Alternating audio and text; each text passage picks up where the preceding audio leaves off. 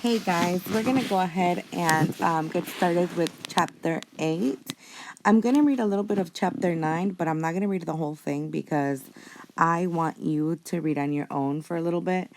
In chapter 8, we will see a little bit more of Erica. We will see how her character develops, and I actually want you to pay very close attention to the details the author gives us about Erica because I want you to write a power paragraph characterizing Erica. Okay?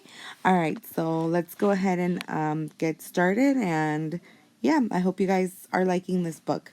It's definitely one of my favorite ones. Sorry. Sorry. The next picture is one I took in May of 1944. Rosa and Erica stand in front of their sewing factory. I had to take it quickly and when no one was around, as by then, owning a camera in the ghetto was illegal. Rosa and Erica made uniforms for German soldiers. I still worked at the metalworks factory where I had been placed in an apprenticeship program. I'm going to stop right there for like a couple seconds. An apprenticeship program is kind of like an internship. So basically, he is there to learn how to do a certain job, but he's not getting paid for it. I mean, and back then, no one was really paid. They weren't paid. It was all basically slave work. But he had, I guess, the privilege to learn to do, the kind of work that they do at Metalworks. So anyway, yeah. First, I learned how to strip any machine that came into the workshop, and then I learned how to put it back together. Others there made pails or watering cans. One evening in May, when we were at one of our youth meetings, Rosa began to tell us of the corruption in the soup kitchens at her factory. Corruption is a cognate for the same word in Spanish, corrupción. So, you guys are going to be able to figure out. If you don't know what it means, you'll be able to figure out by what comes next. We get a bowl of soup at lunch and an extra one later, she remarked. There is so little in it that we are just filling up with water. Or it is so disgusting you can't eat it. What is the soup like at your plant, Daniel? Pretty terrible, I admitted. But there are potatoes and carrots in it and occasionally a small meat ration. You see? I knew it, she exclaimed. I'm sure the staff is pilfering the good vegetables and all we get is some turnip tops and potato peels. Okay, here's another vocabulary word. Pilfering. Okay, what do you think that means? I'm sure the staff is pilfering the good vegetables and all we get is turnip tops and potato peels. See if you guys could figure it out. She paused. I knew that pause well. She was not just daydreaming, she was planning. Well, I don't think this can go on. I, for one, will refuse to eat it. You'll refuse a meal? One of the others questioned. Astonished. You can't afford to. You'll get too weak, working all day on an empty stomach. I can't afford not to, she replied. Already many of the workers are unable to carry on. Hot water is of no use to us. No, this is the only way. News had a way of traveling in the ghetto, not by telephone, but by word of mouth. The next morning, we heard that the workers at Rosa's sewing factory had refused their soup, and as a result, the ringleaders, including Rosa, had been fired. This was really serious. Everyone knew that if you didn't have a job, you would be the first one selected for a transport. Quickly, I organized a meeting of the young workers on our floor. I suggested that as a gesture of support, we send the workers at the sewing factory soup from our kitchens. Solidarity was our only hope. After all, what if the people in our kitchens try to cheat us? Wouldn't we want the support of workers in other factories? They all agreed, and a few boys and I took the soup over. This really upset the director of the factory, but it gave the workers there a terrific boost. They ate our soup, then declared that they would go on a hunger strike until Rosa and the others were rehired. Later, I learned that Erica had organized this plan of action. Erica! Management was furious and wouldn't. Before I go on, sorry. Again, I told you guys to make note of any details the author gives us about Erica. So there you go. Management was furious and wouldn't give in at first. But after 2 days, they rehired Rosa and her friends and established a committee to oversee the kitchen workers and to make sure that all the food that was coming into the factory stayed there. Rosa was ecstatic. You see, she said to Erica and me as we sat in the courtyard together, we just have to stick together. Daniel, you would have been so proud of Erica. I understand she even gave a speech. Erica, is it true? I asked. Did you? A little speech, Erica smiled. Sometimes a few words is all it takes. Well, if anyone understood that, Erica did. I gave her a big hug. I'm so proud of you, I said. She actually blushed. Rosa sighed. All this struggle, she said. And for what? I still believe that they'll try to kill us all before the war is over. They're going to lose. We know that now from listening to your radio. But I'm just as sure that they'll kill as many of us as they can before the end. At least that way, Hitler will feel he's accomplished something. He may lose the war, but Europe will be free of Jews. I've heard rumors that they're going to destroy the entire ghetto. Deport everyone. Daniel, you'll have to promise me that if anything like that happens, you'll go into hiding. After all, where will they send us? Somewhere better? I don't think so. And what could be worse than this? Only death. I stared at the ground for a moment before I replied. I can't promise, I said quietly. If my family needs me, I must go with them. What good will you be to them dead? Rosa objected. But I couldn't give her the promise she asked for. Not with Erica sitting there, thin and pale, with the beginnings of a cough. Perhaps if I went with them, I could help. Good news and bad came together in the summer of 1944. First, Rosa and her family had to move because the Germans ordered a whole section of the ghetto closed down. It had some of the best apartment buildings in it, and everyone had to find a new place to stay. The bright spot was that we convinced Frederick to move in with us. The rabbi moved in with another family, and Rosa and her family moved into the first floor room in our building. It made seeing each other much easier for us.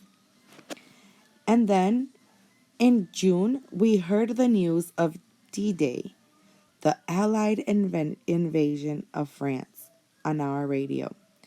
I am going to go ahead and just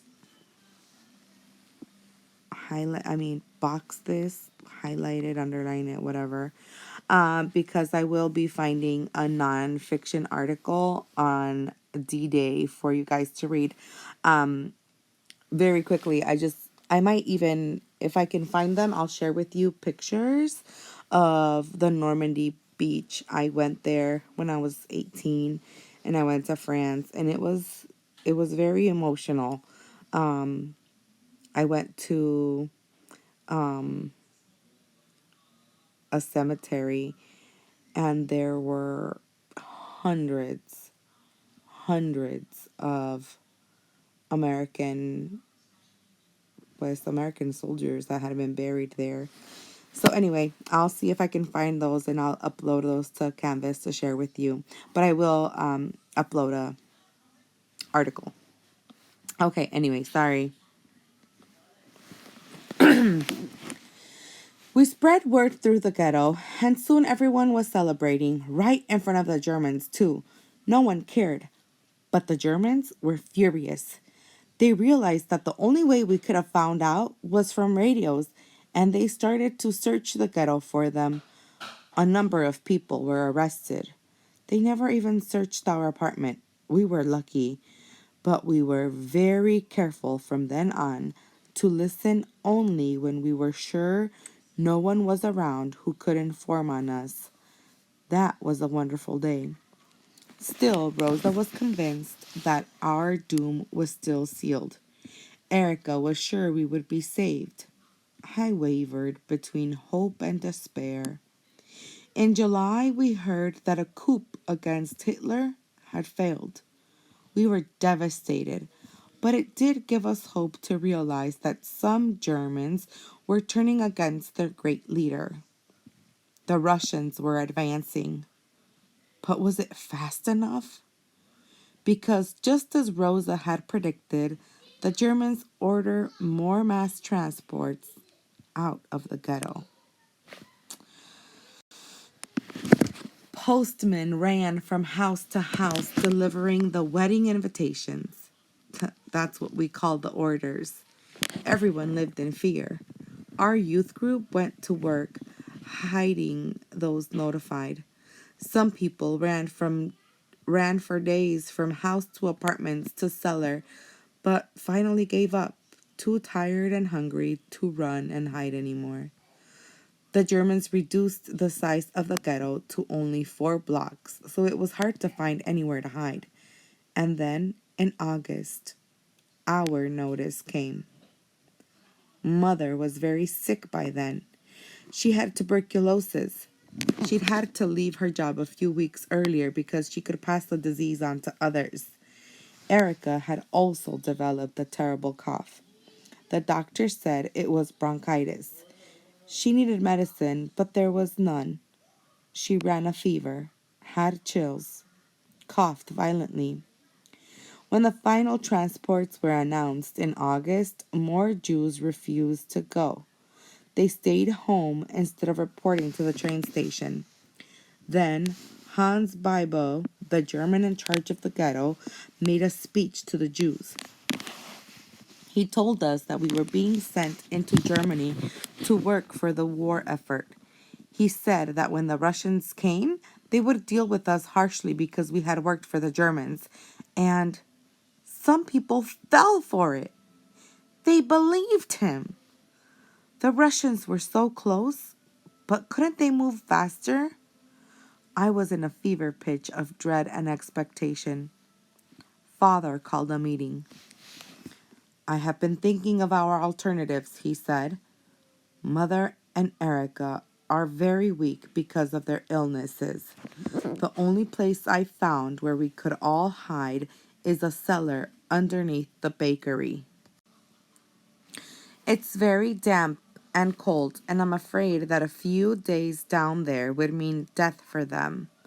Therefore, we will go on the transport and hope that we are being sent to another work. But not you, Daniel, or you, Frederick. I want to go with you, I objected. No, the Russians will be here soon.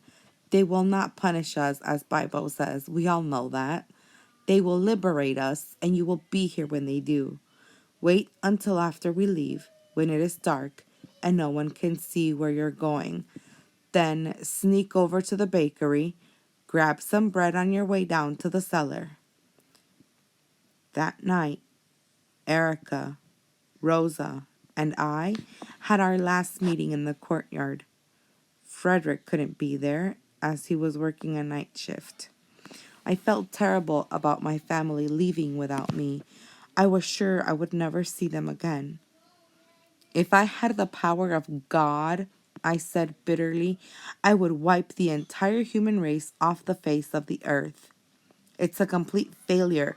Look around us, a race of monsters. And then Erica yelled at me. And again, note Erica's. Okay, I'm just going to go ahead before I even start reading, just because I know that this is where Erica's character really comes to life. Okay. And then Erica yelled at me. Don't you ever say that, Daniel, she said.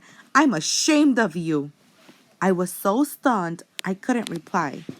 But Rosa came to my defense. Erica, what's wrong with you? Daniel's right. How can you look around you? See most of the people you love murdered and tortured and think anything else. How could these things happen if the world were a decent place? Rosa, Erica replied, I'm ashamed of you too. Don't you see? This is the way the Nazis think. They believed that we Jews weren't good enough to live, and so they decided to wipe us off the face of the earth. Who were they to decide who should live and who should die? And who are you? For once, Rosa didn't have an answer, and neither did I. We are alive. We are human with good and bad in us. That's all we know for sure. We can't create a new species or a new world. That's been done. Now we have to live within those boundaries. What are our choices? We can despair and curse and change nothing. We can choose evil like our enemies have done and create a world based on hate. Or we can try to make things better. Why have we fought so hard to survive all these years? So we could go to our deaths in despair? We must live. And when this is all over, we must work to make the world a better place. Then she paused.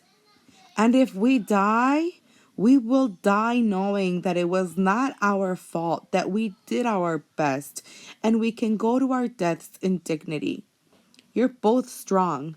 I want you both to live and to start over in Palestine and to have children and to remember those of us who were destroyed by the worst in humanity, by its hate. She paused again. You must choose love. Always choose love. Rosa and I were both crying by the time Erica finished speaking. We hugged her and held on tight to her, and I knew she was right. My little sister. Tears flow down my face as I think of it now.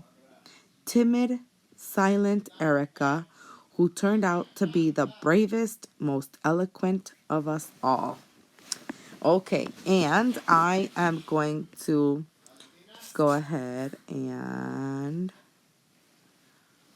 make a box. And then right here, timid, silent Erica, who turned out to be the bravest, most eloquent of all. Okay, so in your guys's power paragraph, when you write about Erica, you're going to write about her transformation from being timid to being brave. What what was that change? How did it happen? All that good stuff. Okay, I know you guys can hear my husband in the background screaming. I'm sorry. He's watching the kids and they're being little knuckleheads. But anyway, let's move over to chapter 9. Like I said, I'm only going to read about a page and a half, and then you guys are going to read the rest on your own. All right. Chapter 9. That same night, Rosa and I said our goodbyes in the corridor outside her flat. I'm not going to tell you where I'm hiding, Daniel, she said. That way, if you are caught, there's no chance of you giving me away. But don't worry, it's very safe. I wish you could come with me and hide there, but there isn't room for both you and Frederick. Our whole family is going to hide, she added. Even Mama. She is sure the transports are going to a place called Auschwitz, a camp built for killing people, a death camp. That's what she hears from all those who load and clean the trains. It'll soon be over, Rosa. If we make it through, how will we find each other? We'll meet each other here, Daniel, in Lodz. I'll leave you a note in your old apartment telling you where we are living. She threw her arms around me. Ay, no, se están despidiendo. Daniel, you must live. Don't let them defeat you. Erica is right. We must try. I'll try, I promised. I'll try. And then we kissed. I didn't want to let her go. I held on to her for dear life, and she to me. The door to her apartment opened. Rosa, her older brother said, it's time to go. He shook my hand. Good luck, Daniel. You too, Nathan. I managed to get out, and then I turned and, without looking back, ran up the stairs to our apartment. The next morning, Father, Mother, and Erica packed their clothes and left for the train station. First, they hugged Frederick goodbye. Then, Mother held my face between her hands and stared at me with tears in her eyes. I, too, took a long, last look at her. We knew we might never see each other again. God bless you and keep you, she said. I kissed her and Erica and Father. I love you, Erica said to me. I love you too. Be strong, Daniel, Father said. Be strong. I will, Father. We hugged and they left. We were alone. All that day we sat quietly in my room, not daring to make a sound. Finally, night came. I think we should go one at a time, said Frederick. Less likely to draw attention to ourselves, and if they catch us, only one will get caught. I nodded. Who goes first? Let me, Frederick said. If you see any trouble, don't follow. No, I said. Let me. But Frederick was suddenly out the door. See you there, he called back. I watched him from the window as he moved down the street, going from door to door. Finally, he disappeared. Finally, he disappeared from sight. I left the window and checked the cupboard. All my valuables were there. Most of my pictures. I'd kept a few in my boot, my diary, my camera, Erica's violin, the radio, and my copy of The Count of Monte Cristo. The bed was in front of it, the comforter on. I took one last look out the window and then opened the door. The corridor was empty. I crept down the stairs and paused before opening the door to the street. I heard no noise, no footsteps, and felt it was probably safe. I slipped through the door and darted for the next doorway. Halt! My heart started to pound and I broke out in a cold sweat. In a split second, I had to decide whether to stop or make a run for the shadows. Halt or I'll shoot! The words were German. I stopped. In a moment, 2 Gestapo guards were behind me, a gun pressed into my back. Move! Hurry up! I ended up being shoved into this freight car, one of the last to be loaded. I didn't see Frederick. Maybe he made it. Perhaps father and mother and Erica are on the same train.